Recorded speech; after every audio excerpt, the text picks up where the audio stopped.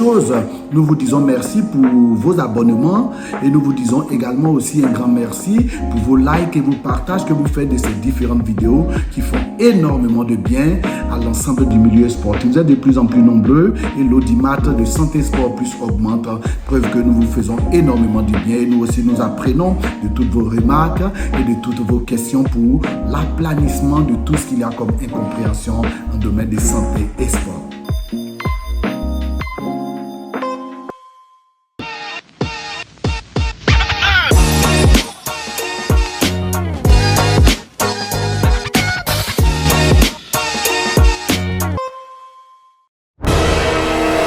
En réalité, seuls deux os, c'est-à-dire l'os de la cuisse appelé le fémur et l'os de la jambe qui est appelé le tibia, vont supporter totalement le poids du corps lors de l'exécution des mouvements. Ainsi donc, l'articulation fémoro-tibiale est une articulation portante, tandis que l'articulation fémoro-patellaire est une articulation de stabilisation et est une articulation qui permet la réalisation et le complément des mouvements d'extension et de flexion au niveau de l'articulation du genou.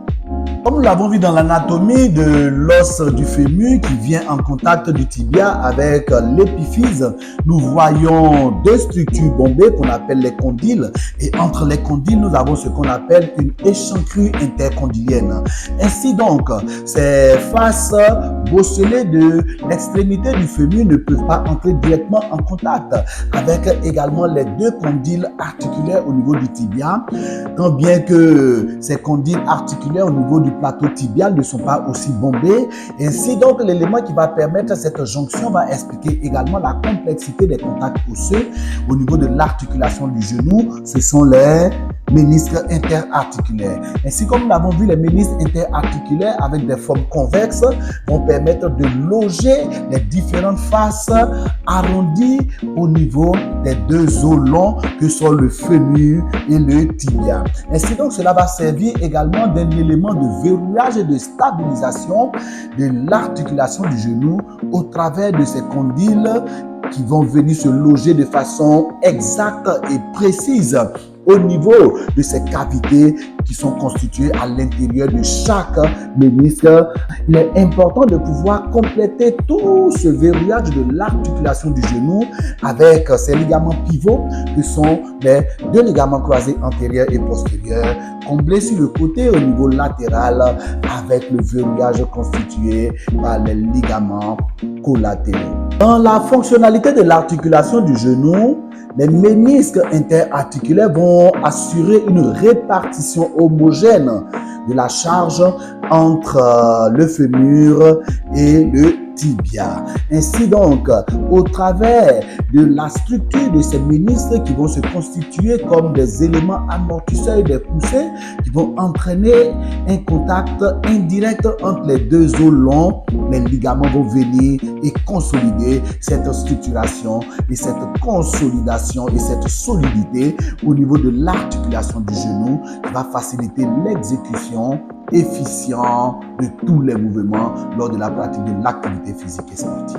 Vers la fin de la compréhension de la fonctionnalité de l'articulation du genou, et cela va nous permettre d'évoquer le troisième élément et sinon le troisième facteur qui entre en jeu dans la fonctionnalité de l'articulation du genou, ce sont les muscles. Les muscles vont être ces moteurs qui, au travers de leur prolongement, que sont les tendons musculaires et sinon le tendon principal du quadriceps, qui est le muscle à l'avant de la cuisse, qui va être le tendon qui va permettre à la rotule ou patella d'être encastré. Le muscle quadriceps va être le muscle extenseur de la cuisse et de l'articulation du genou. Ainsi donc, la contraction du muscle quadriceps, ce muscle puissant, va entraîner l'extension du genou. Et à contrario, à l'arrière de la cuisse, l'équilibre va être obtenu avec ce qu'on peut appeler les muscles ischio-jambiers, qui sont les muscles à l'arrière de la cuisse, qui sont les muscles fléchisseurs du genou. Ces muscles fléchisseurs du genou vont permettre d'obtenir le mouvement lorsqu'on ramène les talons aux fesses. Ainsi donc, l'équilibre parfait entre ces deux groupes musculaires à l'antérieur, les quadriceps et à l'arrière de la cuisse. Les ischio-jambiers vont assurer la stabilité, la fonctionnalité et l'activité au niveau de l'articulation du genou.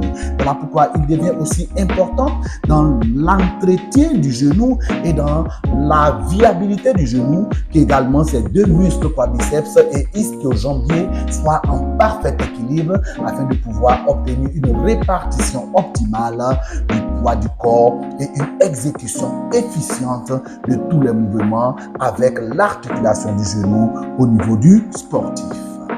Voilà, chers amis internautes, chers abonnés des pages Sport Santé Plus, nous en avons fini aujourd'hui avec la fonctionnalité de l'articulation du genou.